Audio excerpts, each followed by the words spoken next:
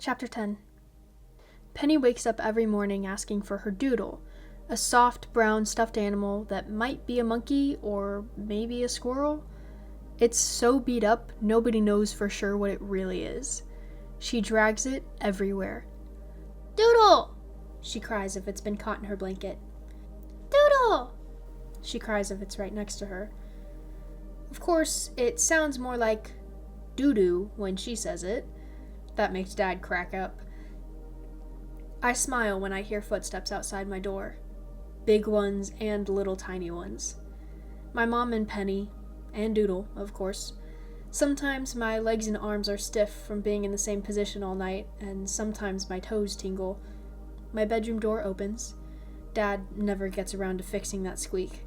Mom traces a finger along my cheek. Maybe she's checking to see if I'm still breathing. I am. I open my eyes. I wish I could say good morning, but I just grin instead. She pulls me up and hugs me, rarely stopping to sit in the rocking chair anymore, and rushes me to the bathroom because I usually have to go really bad first thing in the morning.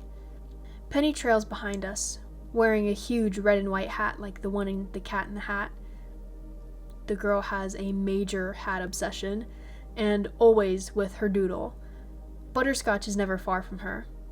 She lets Penny put hats on her and somehow endures Penny's hugs, which can sometimes feel more like chokeholds. I've gotten a few. She barks to alert Mom or Dad if Penny gets too close to an electric plug or the front door. Our bathroom is painted ocean blue and is large enough for Penny, Butterscotch, me, and Mom, and my chair without feeling crowded. That's a good thing because we spend a lot of time in there. Penny and I make pretty big messes, but at least I don't have to wear diapers. It's bad enough that someone has to put me on the toilet, but diapers? Yuck. Even though the doctors said it would be impossible, by the time I was 3, Mom had me potty trained like any other kid my age. I hated sitting in dirty diapers, and she hated changing them, so I figured out a way to let her know I had to go, and she'd hustle me to the toilet. Mom and I can sometimes talk without words. I point to the ceiling, and she somehow just knows whether I'm talking about the ceiling fan, the moon, or the dark spot where the rain leaked through during the last thunderstorm. She can tell if I'm sad, and she can sense when I need a hug. She rubs my back and makes me relax when I'm tense and upset. She tells dirty jokes sometimes when Dad isn't listening, and we both crack up. One morning, as she was getting me dressed for school, I pointed to her stomach, then covered my eyes as if the sight were too much to look at. It was shortly after Penny had been born, and she still had a good-sized baby bulge.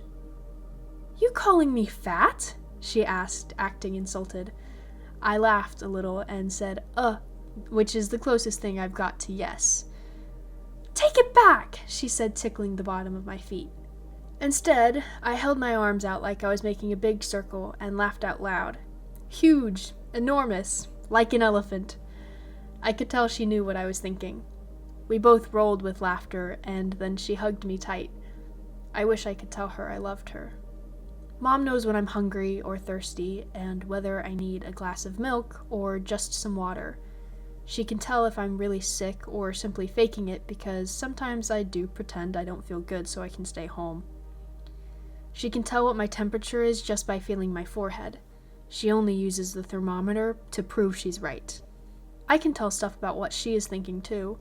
By the end of the day, after she's been at the hospital all day, then fixed dinner, then bathed Penny and me and put me in bed, I can tell she's kinda reached her max. She breathes hard, her forehead is sweating. I sometimes reach out and touch her hand with mine. I can feel her calm down, and she'll trace her fingers along my cheek, just like she does in the morning, and give me a kiss goodnight. Every Saturday morning, after I've been fed, Mom reads the newspaper while she has her coffee, and Penny smashes bananas on her high chair tray. Butterscotch doesn't like fruit, but she stays close by just in case somebody drops a piece of bacon. Mom's off on weekends, so she relaxes. She sometimes reads articles to me, or tells me about the latest hurricane, or uprising, or explosion in the world. "More fighting in the Middle East," she says. I've seen it on TV. Bombs and tears and faces of fear. There's a new Superman movie coming out soon, she reads as she shakes the newspaper flat. Maybe we can go catch a matinee. I love superheroes. I guess Superman is my favorite because he can fly. How great would that be? Mom reads me the comic pages also. I like Garfield. Garfield is cheating on his diet again, Mom says. He ate John's lasagna and Odie's meatballs. I laugh and point at Mom's hips. You calling me fat again, Miss Dee Dee? Just because I finished off your spaghetti last night? I grin. You'll be sorry when I start feeding everybody lettuce for lunch. We both laugh. Mom's not even close to being fat, but I like to tease her. For my 10th birthday, I got a whole book of Garfield cartoons. Now that's what's up. I made Dad read it to me over and over. Garfield is a cat who has a lot to say, but all his words are written in little circles above his head. He can't really talk, of course. He's a cat. But sometimes that's how I feel. Like, wouldn't it be cool if I had somebody to write the words over my head so people would know what I'm thinking? I could live with that. Large floating bubbles above me, speaking for me.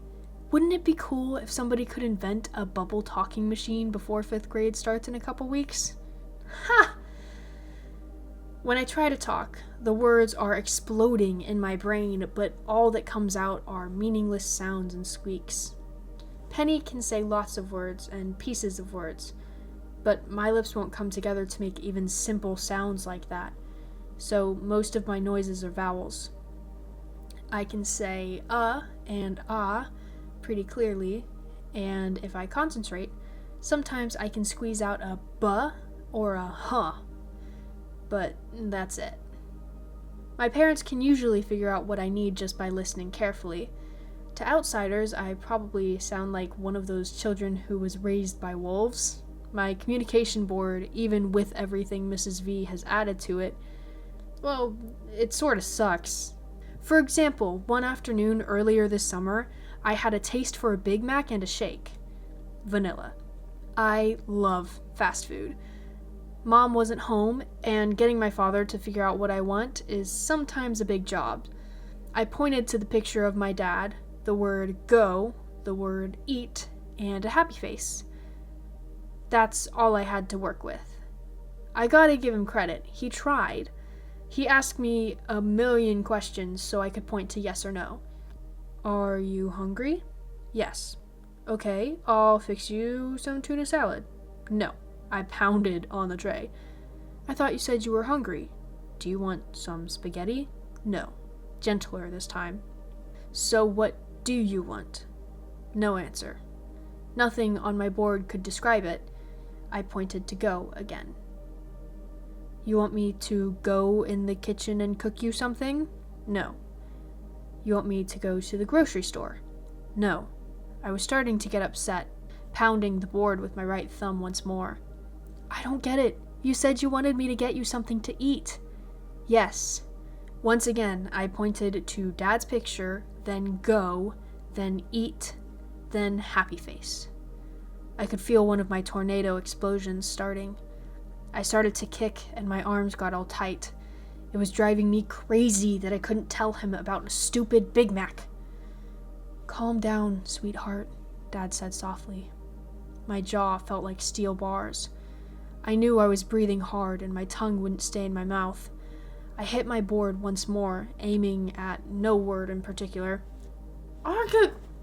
I screeched. I'm sorry, Melody, but I can't figure out what you mean. I'm going to fix you some noodles and cheese. Will that be okay? I sighed, gave up, and pointed to yes. I calmed down while he cooked. The noodles were pretty good. A couple of weeks later, my dad and I were in the car, and we passed by McDonald's. I screeched and kicked and pointed like Godzilla was coming down the street. Dad must have thought I was nuts. Finally, he said, "Would you like to stop and get a Big Mac and a shake for dinner tonight as a treat?" I shouted, "Ah!" as loud as I could, and kept on kicking with absolute delight as he pulled into the drive-thru. He never did make the connection between the fast food stop and my request a couple weeks earlier, but that's okay. Even though it took us an hour to finish, it was one of the best hamburgers I've ever had.